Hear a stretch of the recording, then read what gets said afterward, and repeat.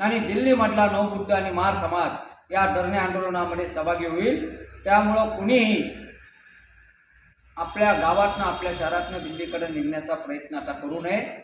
आपण दिल्लीकडे न जाण्याचा निर्णय घेतलेला आहे, पण 11 सप्टेंबरला आणि 10 सप्टेंबरला किंवा 12 सप्टेंबरला दिल्लीमध्ये जे दलितांचं भव्य लाखो दलितांचं धरणे आंदोलन होणार आहे, त्या आंदोलनाला महाराष्ट्र, कर्नाटक, तेलंगणा आणि आंध्र प्रदेशमध्ये दलित आणि महार जातीचे लोक नैतिक समर्थन देतात आणि दिल्लीमध्ये जे नवबुद्ध आणि महार लोक आहेत ते या आंदोलनामध्ये सहभागी होतील असं मी या ठिकाणी आपल्या सर्वांना आव्हान करतो।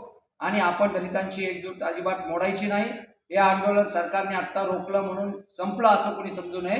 हे आंदोलन याच्या पुढच्या काळामध्ये अधिक व्यापक प्रमाणामध्ये करण्याचा आपण प्रयत्न करूया आणि ही लढाई शेवटी आपणच जिंकणार आहोत याची कुणगाठ बांधून आज आपण थांबूया।